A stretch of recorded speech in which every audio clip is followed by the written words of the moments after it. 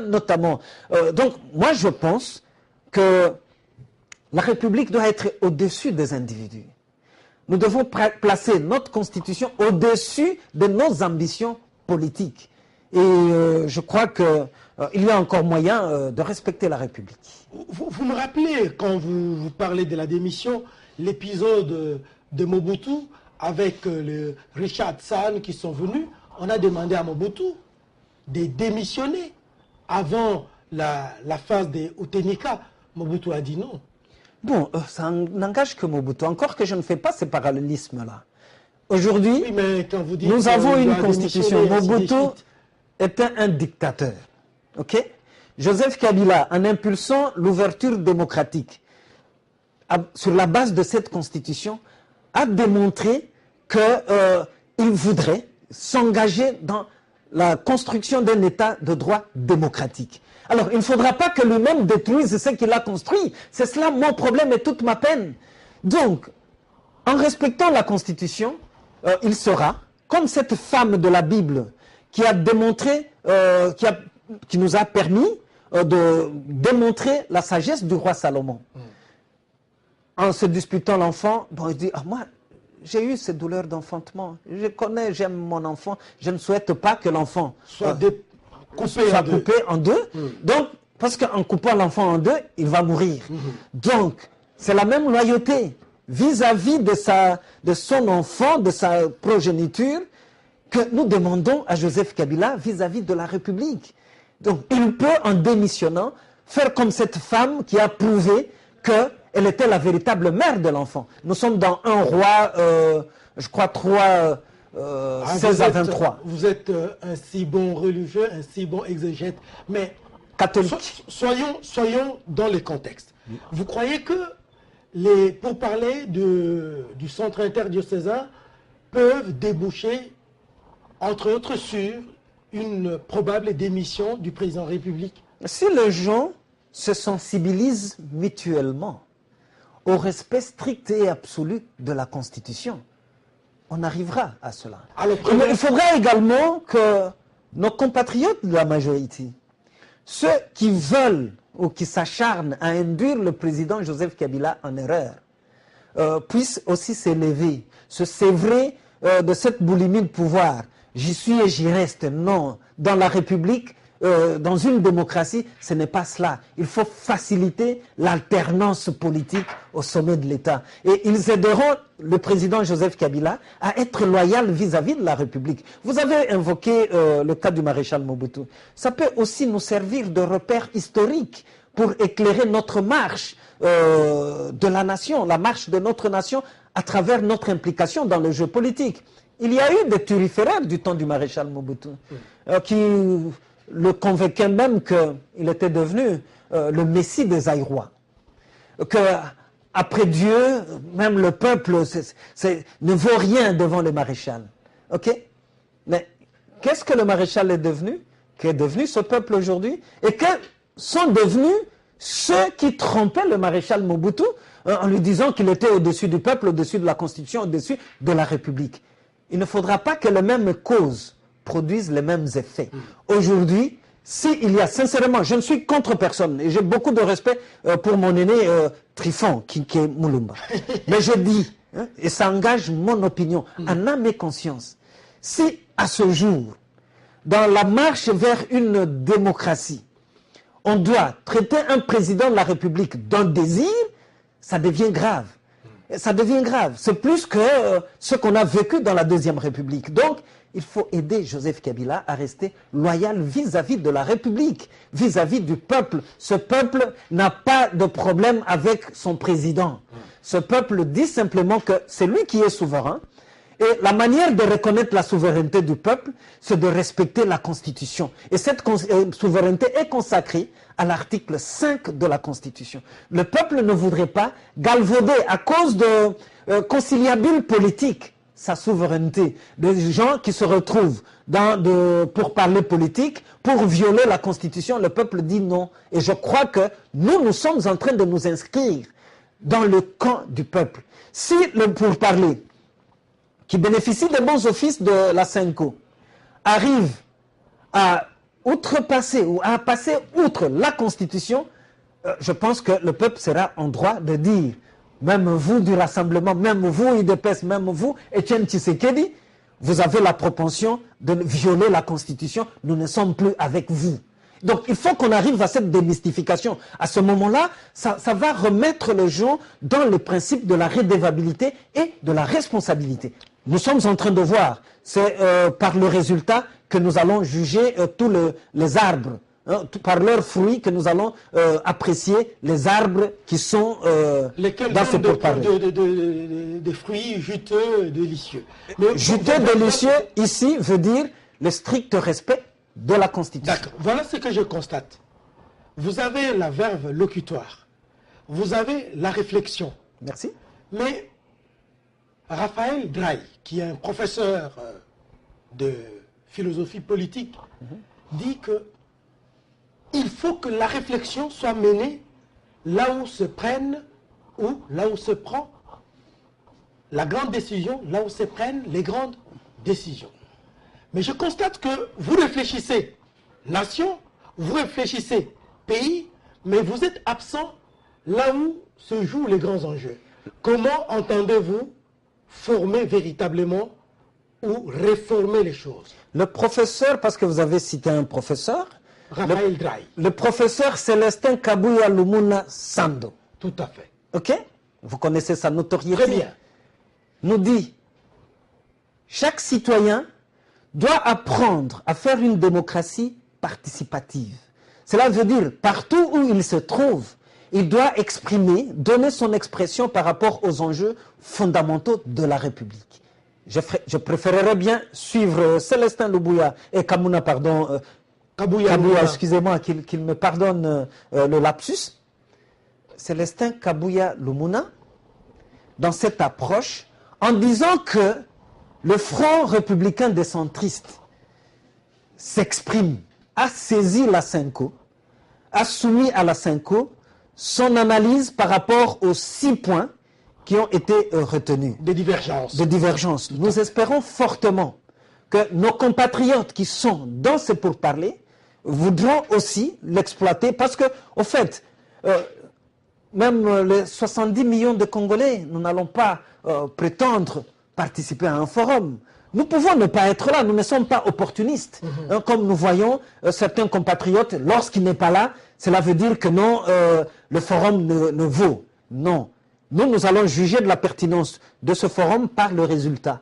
Dès lors qu'il y aura des principes ou des résultats qui respectent les principes que nous, sur lesquels nous fondons notre action politique, nous ne serons pas dans un manichéisme destructeur pour refuser ce qui est positif. Non, pas du tout. Mais parce que vous vous définissez comme centriste. Oui. Et que, au départ, vous dites n'être ni des gauches ni de la droite, mais... Vous êtes incorrigible, cher ami. Non, non, non.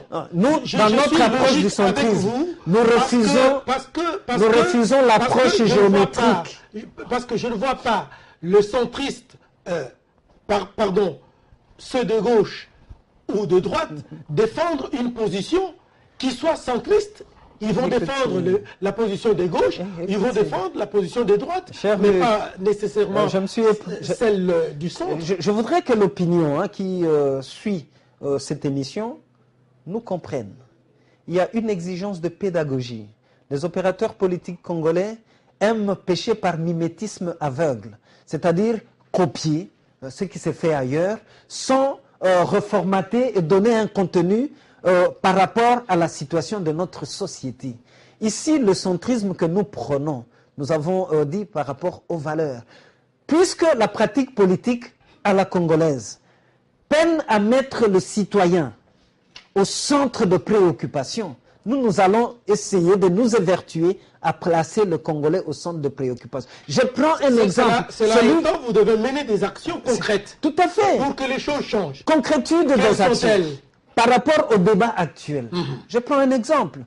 Nous faisons du respect absolu de la Constitution notre cheval de bataille, je l'ai dit.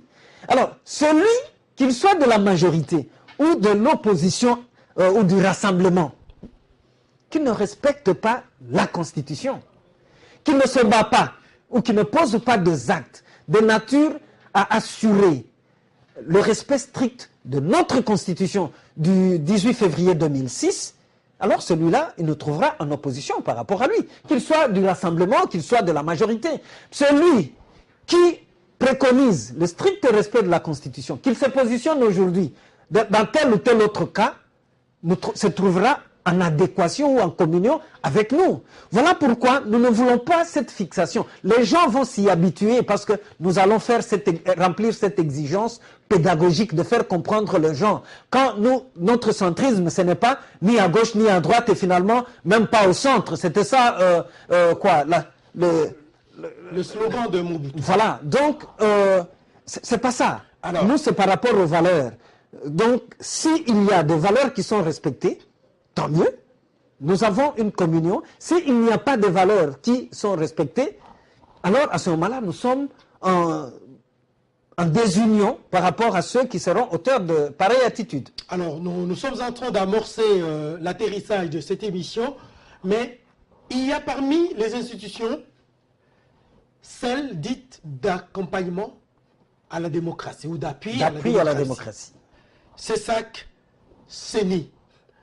Et le changement dans les futures élections doit provenir, entre autres par ces institutions. Quelle lecture en faites-vous? D'abord, la CENI.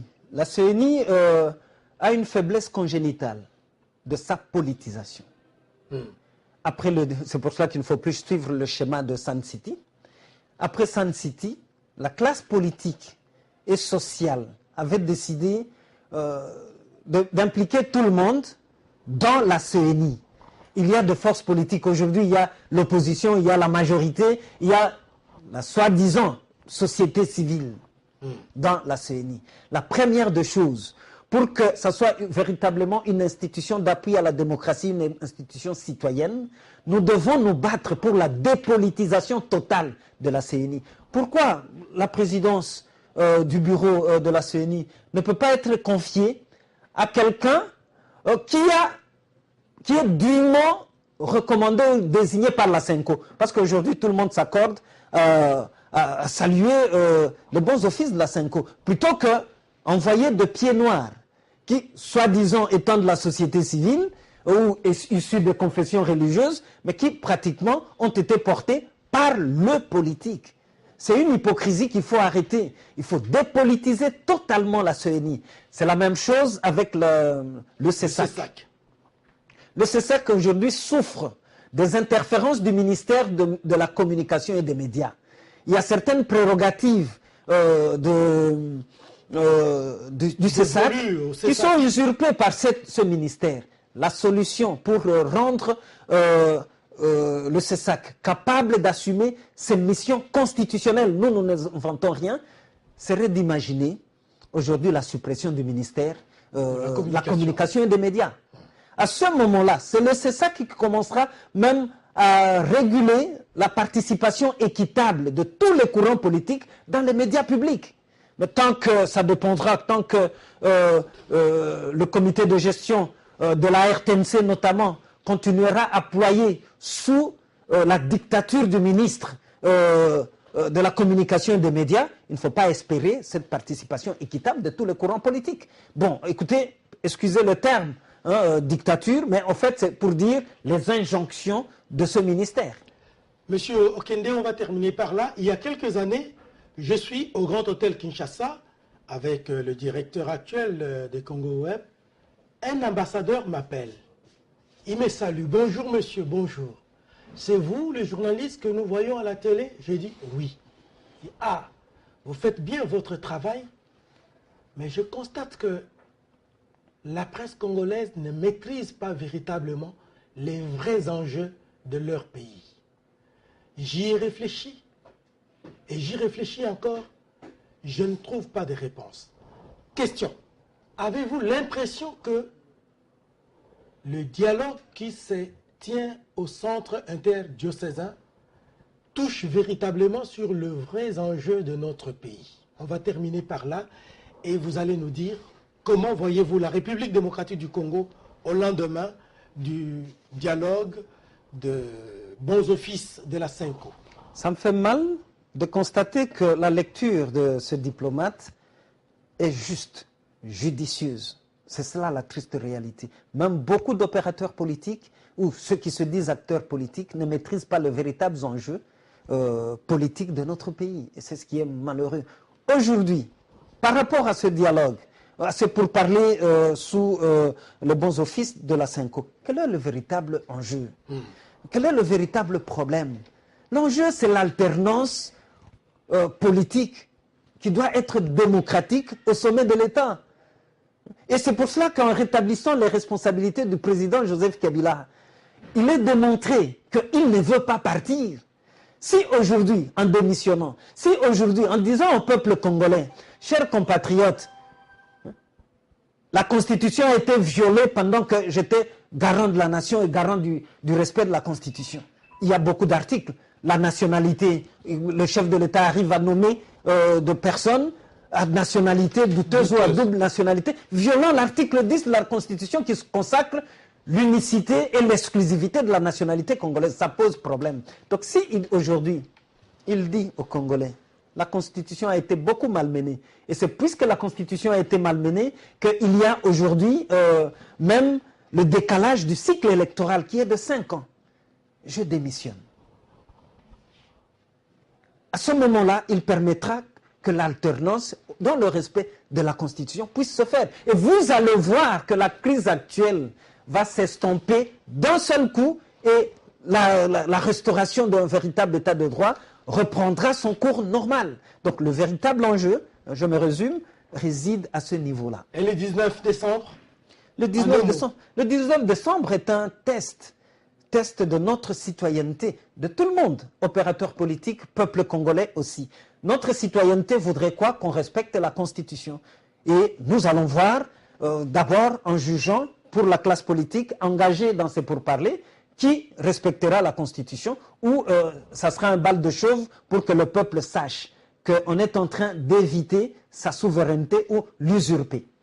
De tout cœur, je vous remercie, Monsieur Cherubin Okende, d'avoir répondu à mon invitation et plein succès dans votre nouvelle plateforme Les Centristes. Et nous croyons que vous allez travailler, comme vous venez de le dire, pour le bien-être et le mieux-être de tous et de chacun. Merci et à la prochaine occasion. Je vous en prie.